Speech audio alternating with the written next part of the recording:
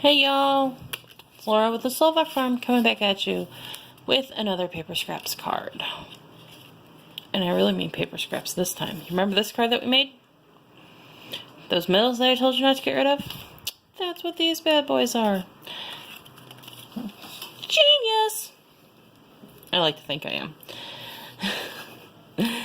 So we're going to make this card. Here is what we got going.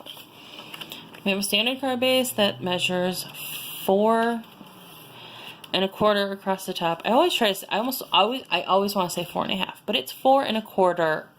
An A2 card base is 4 1/4 by 5 1/2. So there's our base. We have a matte layer for it that measures 4 by 5 1/4. I have a little piece of ribbon just long enough to wrap around the matte layer. I didn't measure it. And then our 3 squares from the center of our door wreath card. And these measure 1 5/8. You can adjust them a little bit more, make them like 1 3/4 if you don't do the door wreath card, because my door wreath card I used a die. I will link the die set. I will link the die set below. I'm trying to remember which number die this was. So this would be the 5th largest die. I don't remember how many are in the set. So I will link the die set below for you.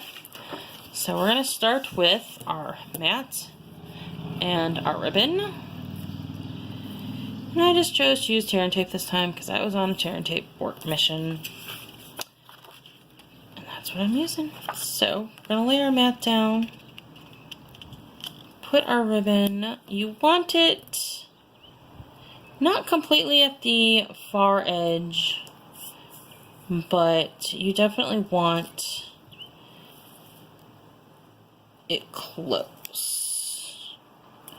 You can eyeball it, whatever makes you happy. We'll flip it. Like so. You want to make sure your ribbon's loose enough. And the reason I kind of put the ribbon on, so the reason I did this with putting the ribbon on was so that my ribbon stays flat and it doesn't pull it taut and pucker the card, because that's been known to happen. Alright, so I put some, I lost my pokey tool. I put some there's my pokey tool. I put some foam adhesive squares on the back of each of my my designer paper. I have a little bit of a thicker designer paper for this card, so I was able to foam it up. If you use a thinner designer paper that doesn't have much strength to it, that's more like copy paper, I would mount them on the back of just a piece of white cardstock. Give them a little bit of strength. But these guys are good. So I'm going to turn him triangular and center his little diamond on the edge. So that way it looks on diamond. Then we're gonna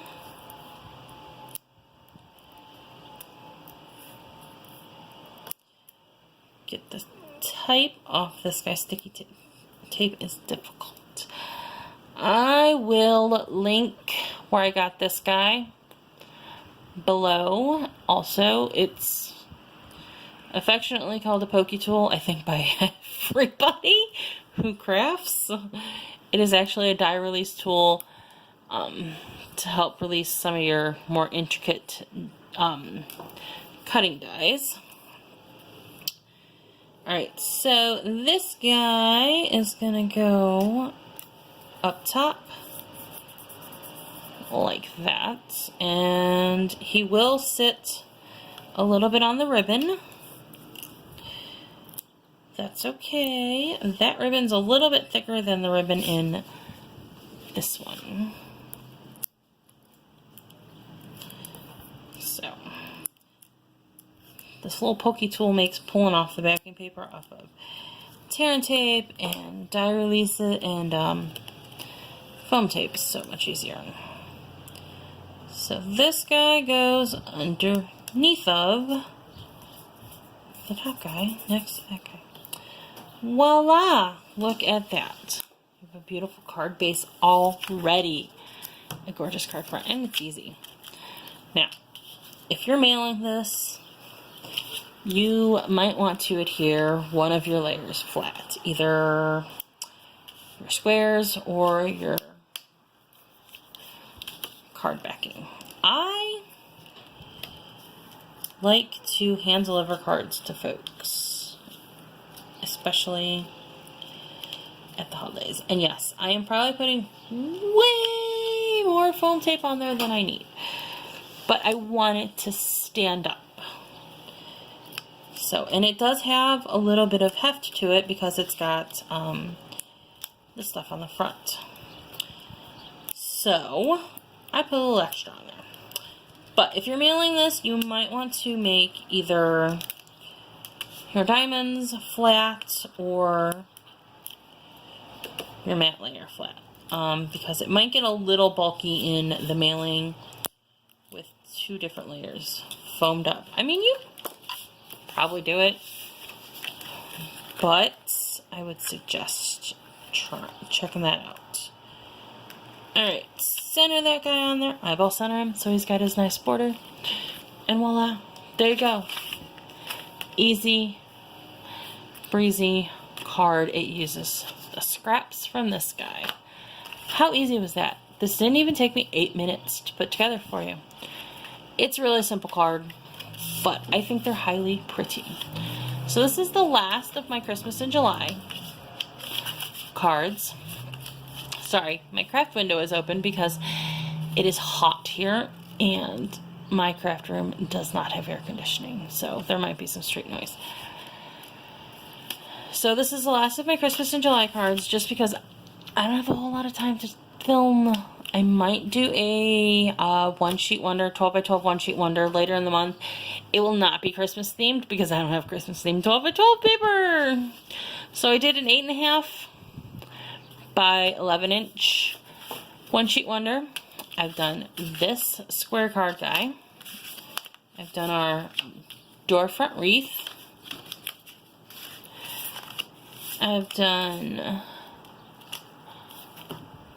don't know what I call those, rectangular math something. And then I've done a wreath card. I will link all of the tutorials below for you if you would like to go check those out. But that does Christmas in July for me. I'm going to have way more Christmas cards than I need. Because Stampin' Up!, I am told, releases a Christmas card making kit with their occasions catalog. And I'm not entirely sure when the occasions catalog comes out. But when it does, I'm going to grab me one of them. And I will definitely share that with you guys. So, find me on Facebook, find me on Pinterest, follow my Pinterest boards, see what's inspiring me. Follow me on Instagram, and I will check you guys. If you have any questions, feel free to leave them in the comments below or contact me via Facebook or Instagram. Other than that, I'll catch you guys next time. Bye!